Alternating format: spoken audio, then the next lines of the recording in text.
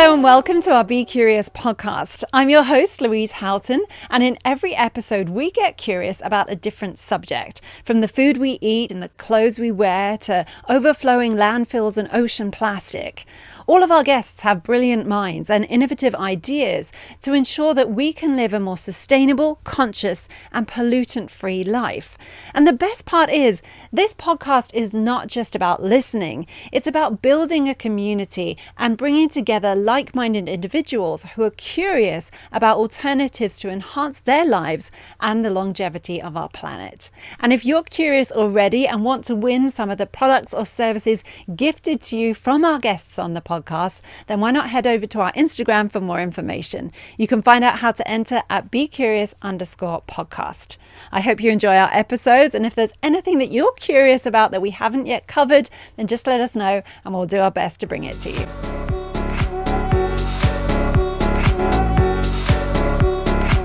Today on the show, we're getting curious about deliveries, something that we think nothing about when there's a parcel on our doorstep. But where does it come from? What are the implications of this fast-track service that we're receiving these days? And what happens if it actually gets stolen?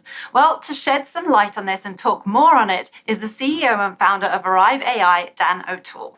Dan, thank you so much for joining us today. Thanks for having me, Louise. I'm excited to talk about this subject because it's something, as I just said, that people don't even think about. So tell me, what is Arrive AI to start with? Arrive AI is the next generation mailbox, essentially, just to put it in simple terms so people can visualize what we're talking about. We're consolidating all delivery to one secure point to include robotic delivery, aerial drone delivery, unmanned driverless vehicle delivery, conventional, and the mail. How about that? I mean, that is a big task for sure. It is. But let's talk about delivery then, because I feel like the home delivery system has really kind of just evolved over the years to what it is today. It has. It's so significant. I call it the Amazon economy. You know, today there's 36 million packages delivered every day just here in the U.S.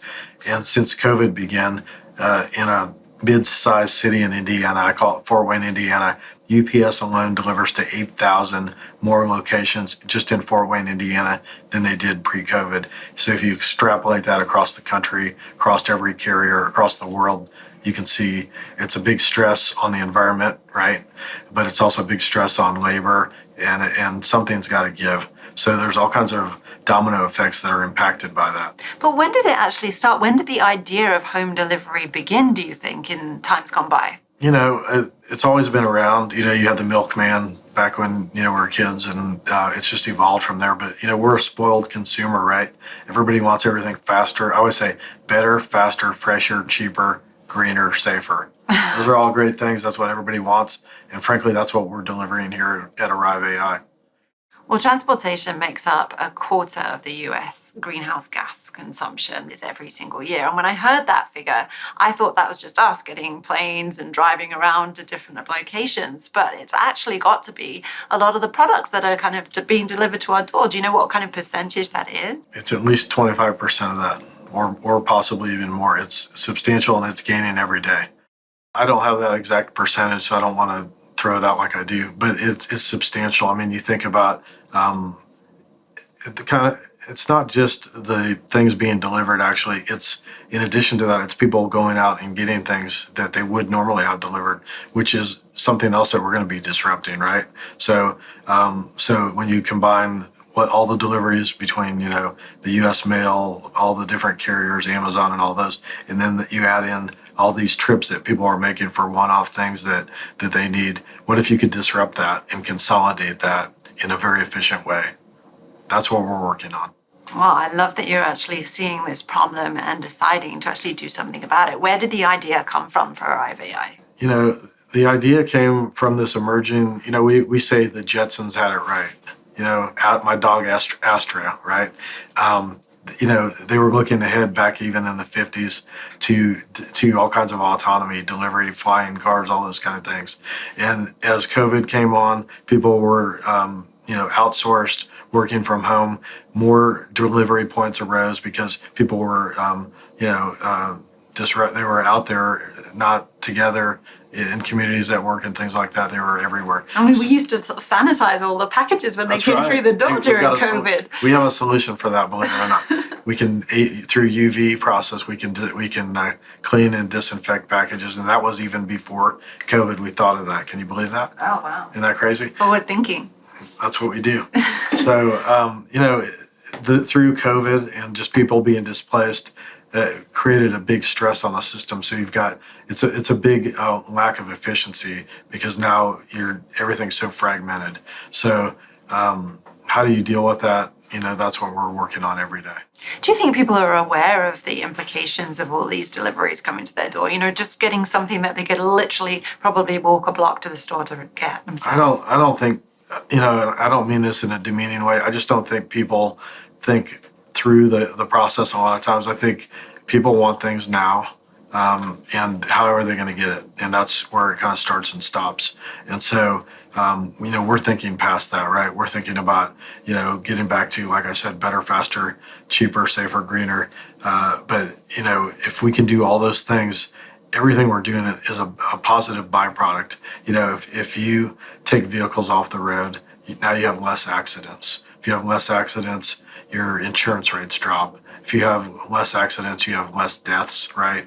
You have less road repairs, less traffic, less congestion, less smog. I mean, it's a whole ripple effect that we can create with what we're doing. So what you have is actually the delivery box, but you're not actually controlling the drones or the robots coming to the delivery point. We are the actual aircraft control, air traffic control, if you will, ground traffic control. We will be coordinating all the efforts because everything you gain through rapid, cheap, efficient delivery of autonomy, you lose when you drop something at the front door of a home or business, right? So if you can secure those items, notify the recipient when that shows up, and you can coordinate and prioritize those deliveries, you're going to take away the need to redeliver. Even with an autonomous delivery, you still have to orchestrate that delivery. You can't have two items showing up at the same time. You can't have a full cargo area and not be able to take receipt of the next item. So that all has to be coordinated, and that's where we come in.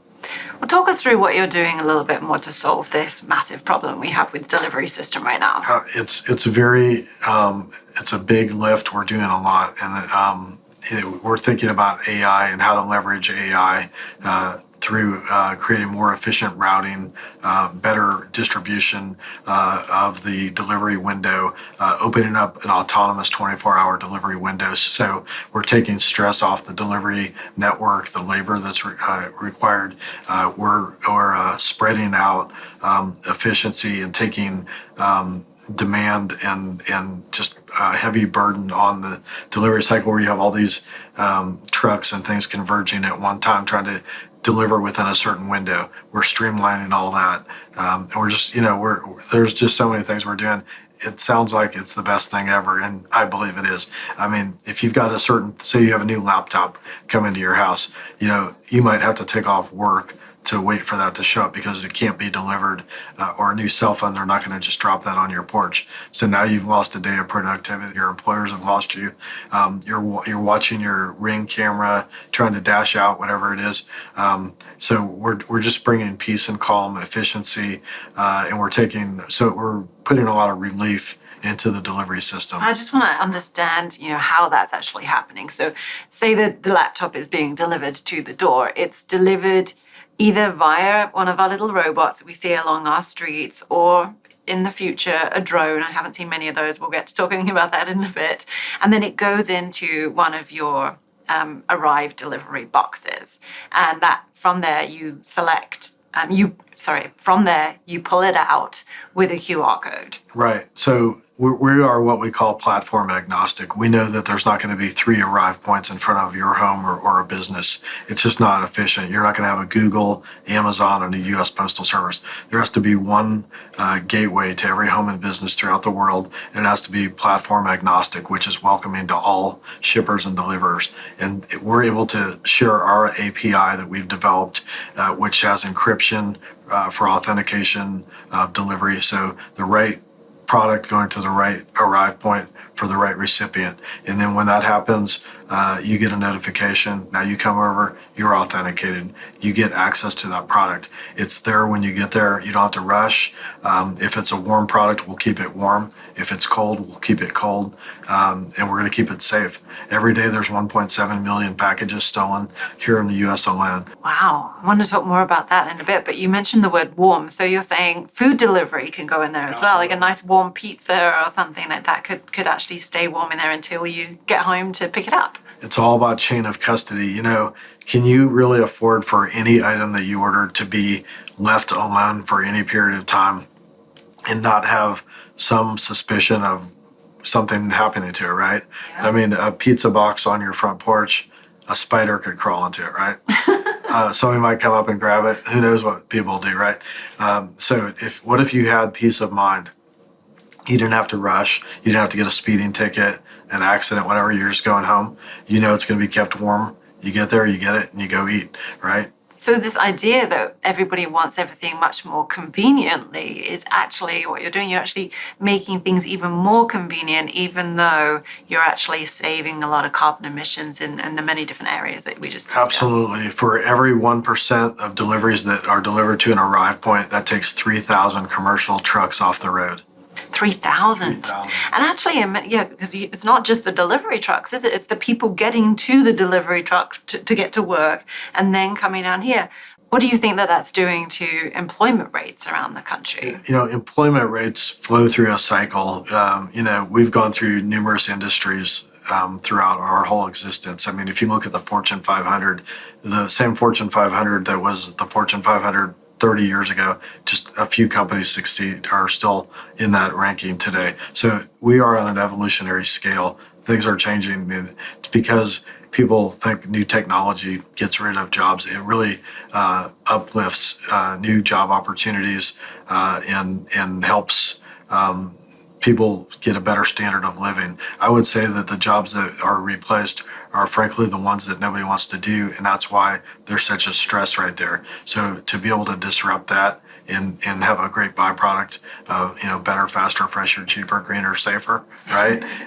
Everything we're doing is purposeful, and even the intended purpose of what we're doing, the ramifications of that have been amazing. So drones and the robots, they'll all be electric. So electricity has an implication on our environment as well. They aren't all necessarily going to be electric. Hydrogen is an up-and-coming fuel at this point, which is environmentally friendly. And so there's a lot of alternatives. We're always moving toward, doing things better, but we want to do them greener too. And, it doesn't make sense to regress, right? So that's how we do it. That's what we're doing. Always staying ahead of the game, it sounds like. Ready for the future. That's right. Why do you think it is then that we, in our time, since the Industrial Revolution, have always developed these things that we then, 20 years later thought, oh, this wasn't actually so good for us or our planet? Because other people other than me have designed them and have a problem with that. No, I don't know. A lot of times you don't have the benefit of hindsight, or hindsight, right? You don't know where it's going to, foresight, right? Hindsight, however you want to call it. But, you're always trying to do things that, the market is going to accept. And that's where the market takes you. Do you think we're seeing a more conscious approach to business development nowadays then? I think everything's at some point driven by money, right? So, and that could be good and bad. You might find a cheaper way to do something or a more profitable way to do it. But if the consumer is not going to accept that just for that purpose only, but if you have the benefit of it being greener and people care about this earth, we only have one earth, right? So we want to take care of that. I think that becomes a great motivator for things to happen. I think that in times gone by, people just weren't as aware of the implications of their daily habits and what they were doing as we've become nowadays. So in business development, you are seeing a lot more companies become much more sustainable in their approach to things. Absolutely. I mean, when you're a kid or whatever, everybody says, hey, the sky's falling, or if you keep doing this, something's going to happen. And I think people are starting to see these things really happen. Just in New Delhi, India, a couple days ago, they hit a high of 127 degrees. That's substantial, right? That can't be our future, right? So, we're seeing water rationing, a lot of natural resources, air quality, all these kind of things, and they're not making any more Earth. They've stopped, right? So, how do we preserve this? How do we continue to have our quality of life, but taking the environment into account? And I think that's what we're doing here. Yeah, and I think people are seeing past our own lives too, because it has to be selfless in order to be able to do this for future generations. We have to want to leave the place a better than we found it. Yeah, absolutely. You hope that's always the intent and the spirit. Of course, there's always people like that, and then there's others that just do the profit incentive and don't really care about that. And hopefully, the good will beat the bad, right? How do you think that we can encourage change for those people who just prefer convenience over thinking about the environmental impact of their decisions? I think the market is very powerful. I mean, people vote with their dollars, and as more people become aware of that and caring about that, I think that companies will be forced to do the right thing. Let's talk about parcel theft now, because you mentioned it just earlier on. Tell me that figure that you said again. How many parcels are stolen every day? Every day, right here in the U.S., 1.7 million packages. It's billions and billions of dollars every year. And, even that has an environmental impact, right? Because Gotta get it delivered again. you got to get it delivered again, right? And it has to be made again, which we know manufacturing isn't the cleanest process either, right? And then the other thing is, everybody thinks you just call Amazon and you magically get a free replacement. The reality is that is being paid for by everybody that orders every day, right? That they were building in that 1.7 million packages. So there's no free lunch. Think of what that could do to our costs if we could disrupt that, and that was factored out of the cost of everything we buy. It's definitely happened to me before with packages going stolen. So with Arrive AI, when they get delivered into one of your safe, secure mailbox, Protect and secure it. But if law enforcement were required to come in, we could give a big hand and help open to find the people that are out there stealing these things. We have cameras, video. We're able to not only, right? Because gotta get it delivered you again. got to get it delivered again, right? And it has to be made again, which we know manufacturing isn't the cleanest process either, right? You mentioned before that obviously you don't need one of these for multiple different homes. So do you have a larger one for apartment buildings or industrial buildings, something like that? We do. We have a unit that for multifamily locations. It's called a package tower, and we're able to receive and deliver multiple items simultaneously. We can sort them internally and distribute them. So. And how would you keep products hot or cold within one like that? We have different areas within the package tower to take care of that. Fantastic. Yeah, isn't that great? Yeah. See, we've thought of everything. You could even take up your neighbor's pizza for them. That's right. That's coming next. Full service, deliver it to the door. So how does somebody sign up to Arrive AI? We're not out there yet. We're getting very close. We're really still in our testing mode. But check our website out, arriveai.com. We'd love to have you join us and sign up. And we want to be aware of who our customers want to be and where they are.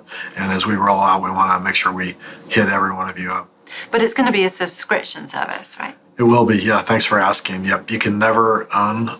You don't. I don't want to say you can never own it. What I like to say is you don't need to own it. You can just subscribe to it. We want to make the barrier to entry very low. We want everybody to be able to participate, and we believe that all your commerce eventually will be done through your Arrive app, and that's how you're going to keep your pizza warm, your pharmaceuticals cool, how you're going to be able to do all your commerce, all of your returns. It's all right here. So nice and secure, and so you don't have to buy one of your units themselves. Everybody could subscribe to the same unit. That's right. It's not that you subscribe and there's one unit for you. Well, it depends on your scenario. If you're out in the rural, suburbs or something like that, you could have your own Arrive point. And how is the company doing right now? Company's doing great. We're ready to go public on NASDAQ this summer. ticker symbol ARRV. We have nearly 5,000 investors right now. We've got a market opportunity that's really big with investors. People are seeing the future and they're voting to join. So I'm really proud of that. Oh, congratulations. Yeah, thank That's you. great. Before we go, are there any tips that you could offer our listeners as to how to reduce their carbon footprint when it comes to deliveries? Yeah, absolutely. One thing I would say is schedule deliveries. Until you have an arrive point, you need to sync up. So if you have a scheduled delivery, you know you're not going to miss it. I think that's important. I would say try to give flexibility to the shipping companies so that they can deliver multiple items at the same time. I would ask your neighbors to be on standby in the event you're not there to be able to sign some for delivery, and get rid of the need to come back and make another delivery attempt. Those are just a couple little things right there that could have a big impact. And also maybe walk a block to the store and get some That's exercise. right. Yeah, kill two birds, right? I mean, sometimes you're just so busy. You're like, I need some new shampoo. Let me get it delivered. But actually, there's a pharmacy just down the road. That's right. So, yeah, as you say, convenience is definitely something that we've got used to in this modern day and age, and something that we need to maybe sort of have a different mindset about. Try and, as you say, kill two birds with one stone, something like that. That's it. Well, I appreciate all your tips for our listeners, and it's so great to learn everything about Arrive AI. Thank you for everything that you're doing to help reduce the carbon emissions in our planet and all of the transportation problems on the road. I would just say be curious, okay? And if everybody's curious, I think we're all going to be great. So congrats on your new show. Thanks for having me, and I wish you the best. Thank you so much, Dan. If you want to find out more information about all of the giveaways that we've mentioned that happen with Be Curious Podcast, just head over to our Instagram to find out how you can enter. The handle that you need is BeCurious_podcast. I'm your host, Louise Houghton, and until next time, stay curious.